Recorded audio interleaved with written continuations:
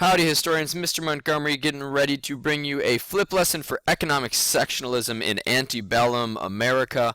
See how the North and Midwest and the South and the West were different from one another when it came to their economic systems and livelihoods and infrastructure, and how all of that will lead to political differences and be a huge factor and cause of the Civil War. So we'll link that into the next unit.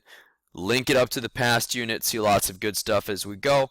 So a couple of the reminders, of course, make sure you have our vocabulary defined so that way you can understand the material I'm going to cover in a more full and comprehensive manner. Number 2, take notes as we go. Remember, you can pause the video, you can rewatch it, you can do it in pieces if you need to.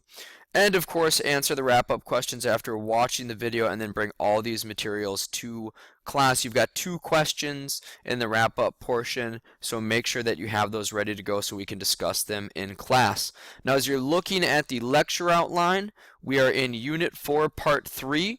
So we are looking at the market revolution and economic sectionalism. We've seen the causes of the market revolution in class, and now today for the video we are going to look at economic sectionalism. We're going to break A into 2 parts. We'll do the North, the Midwest, and the South, the West, and then we'll look ahead to see how we will connect economic sectionalism into the impacts of the market revolution.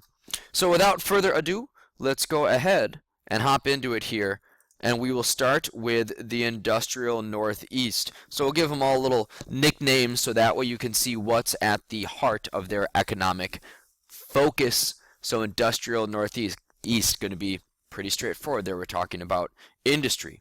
So going back to when we looked at the various colonial regions, we know that New England had the most diversified economy in the days of the colonies. We're going to see that they're still fairly diversified in New England as we go into the antebellum period before the Civil War. So as you're looking up above the cursor here into the Northeast region, kind of Virginia and up, Ohio and over, you can see they do have some agriculture. They also have some orchard fruits, some lumber, some timber, but then they also have flour and meal, textiles, shoes and clothing, some iron and steel works, lots of different things going on economically in the Northeast.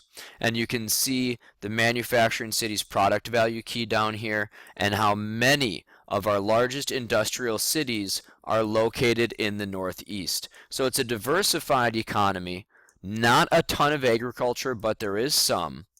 And as we look at the map just in another way here, we've got it broken into the election of 1860. Again, we're kind of going Pennsylvania and up if we're talking about the Northeast.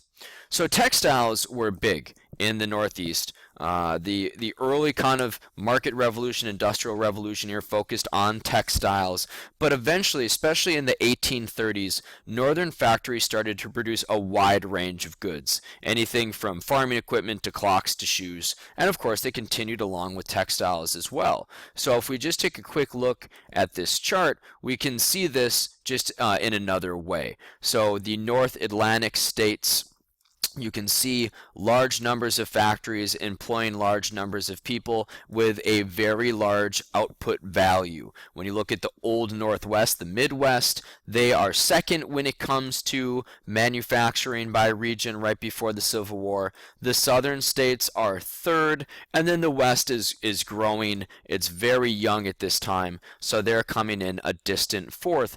But even between first and second, you can see the enormous difference in the value of the product, the amount of people employed, and the number of establishments. So clearly manufacturing is king in the Northeast, and this is going to have some large impacts on the political goals that they have and also just their society in general. So one thing that you're going to need a lot of is labor.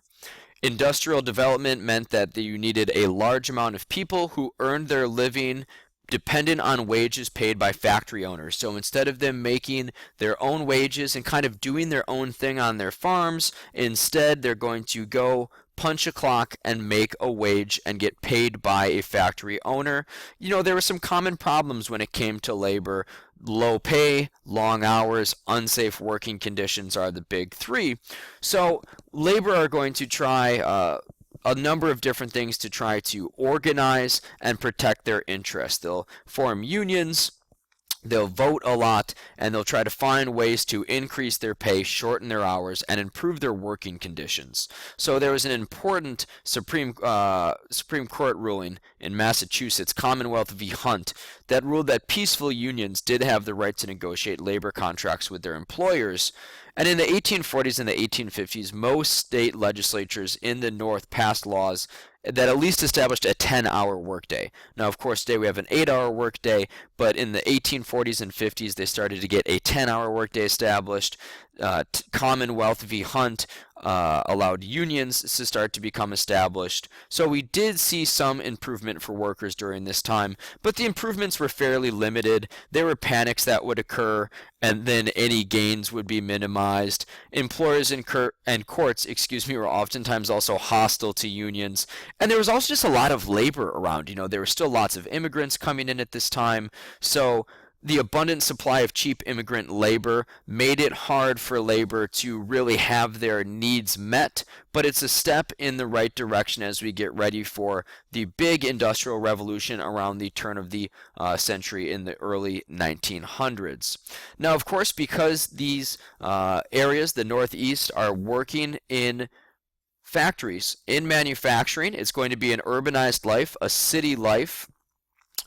The North's urban population grew from about 5% of the population in 1800 to up to about 15% of the population by 1850, but urban life was pretty dirty.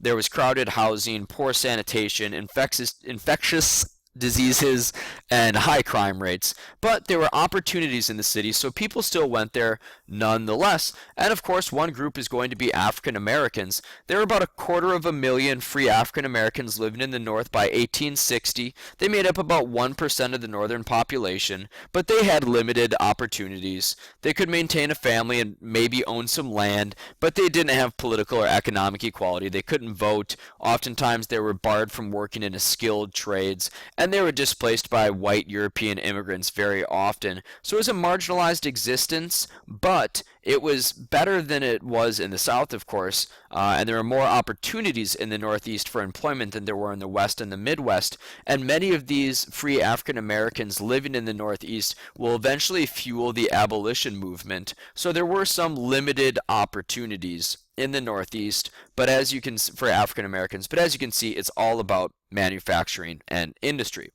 Now, for the Midwest, it's the breadbasket, because when you look at the economic map here for the Midwest, you can see that they are doing a whole lot of corn and wheat farming. Of course, we have some lumber, timber, some orchard fruit, some cattle, and also some flour and meal industry. But overall, we're going to see a whole lot of farming in the Midwest. Lots of small cities, Chicago, Des Moines, Milwaukee, Detroit, St. Louis, doing some manufacturing, but not a large amount. So they're primarily going to be engaged in agriculture and kind of providing the food for the rest of the country. And during this time period in antebellum America, the Old Northwest, as they call it, went through a lot of growth. You had, of course, Ohio coming in as a state in 1803 early on, but you also had states like Indiana, Illinois, Michigan, Wisconsin, and Minnesota coming into existence and being heavily populated, starting to become more heavily populated during this time and becoming states. Now, they really relied on the Mississippi River to be able to transport a lot of their goods in the early days, but eventually there were more transportation connections that started to take place. So as people moved to the Midwest and they started to grow food, the building of canals and railroads established common markets between the Great Lakes and the East Coast. So the Northeast and the Midwest are going to have lots of connections using the Great Lakes, using the St. Lawrence River, the St. Lawrence Seaway, and the various canal systems that were built, and eventually railroads. The Midwest and the Northeast became connected. So that way, they could transfer materials back and forth. The Midwest provided the food, the Northeast provided the equipment, so that way they could work together. So John Deere would produce his steel plow, and Cyrus McCormick would produce his mechanical reaper in the Northeast and send it to the Midwest so they could create more food and then send it back to the Northeast. So these transportation connections were vital, and of course it's all about agriculture. They're producing a lot of grain. Some of them are being used to feed animals, specifically cows and pigs. Some are being used to just create food for humans, of course, and then some are being used by distillers to make whiskey and or beer. But these new inventions like the steel plow and mechanical reaper are making farms more efficient. They're able to produce more. They're becoming profitable, and they're starting to make connections so that way they can sell their grain not only down the Mississippi River to New Orleans, but also through the canals and rails so they can sell things back to the Northeast. So these two had a very good economic connection with one another. So then as we transition to the South is all about King Cotton. And again, we'll grab the map, take a quick look here, what we're talking about. So the South is kind of Virginia, Kentucky, and down. These are the areas that are going to be using slave labor. Bring this to the front here so we can look at our key in the corner. You can see it's all about cotton in the deep South. There still is some tobacco being grown and some rice and sugar cane as well, lots of cattle, but when it comes down to it, cotton is truly king, and that is where they're going to make the most amount of money. So the South, there were some small factories. They had about 15% of the nation's manufacturing, but it was very secondary to agriculture. There was some tobacco, as you can see, tobacco, rice, sugar cane. Those were important, but it really was all about cotton. The development of textile mills in England and New England, coupled with Eli Whitney's cotton gin, made cotton cloth affordable. It increased demand, and it allowed for agriculture to become incredibly important, especially cotton agriculture in the South. The South sold most of its cotton to Britain, and that was good for them because they could make some profit there. The bad thing is that the South became more connected to the British and to England than it did to the rest of the country. So while the Midwest and the Northeast were becoming more connected, the South was becoming more disconnected to the rest of the country and more reliant on exportation of cotton to England, because England really had the best mechanized cotton and textile mills around, so that's where they sent the majority of their cotton. So that's going to be a big disconnect.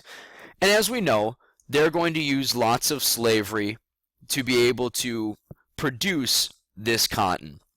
Slaves were defined as property. Slavers understood that slaves were human beings, but they justified it in a lot of different ways. That's why it's called the peculiar institution so often, that Southerners were aware that slaves were human beings, but they constantly felt the need to justify and defend slavery. And during this time, they really started to use a lot more religious and historical justifications for the slaves that they used. And the population skyrocketed. In 1800, there were about 1 million slaves. By 1860, there were approximately 4 million slaves. So this increase came from natural reproduction and some illegal smuggling. And in the deep South states, slaves could make up as much as 75% of the total population. So as you could imagine, there were a lot of very strict slave codes on the books to control these very large populations that were required to be able to do the work in the fields. And slaves were not cheap. By 1860, the value of a slave had risen to almost $2,000, which would be the modern equivalent of a little over $53,000.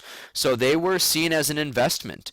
Now, this was a problem because that made it very difficult for the South to invest in anything else. They were not able to invest in internal improvements or infrastructure or manufacturing, banking, insurance, because they took their money and they put it into slaves and not a lot else. So they did not have a lot of industrial development. They had to really control their slaves with lots of strict slave codes. And, there was also a fair amount of slave resistance where there were revolts. We have talked about that earlier in class, like the revolts of Denmark Vesey and Nat Turner. But these revolts were always quickly and violently suppressed, and then, the slave codes would become more strict. and more harsh, and that usually showed the North the evils of slavery. Whenever there was revolt, the North typically became more dissatisfied with slavery. So we are going to check out the West in Economic Sectionalism Part 2, and then look ahead, nice and short. See you in a second. Click on the next video.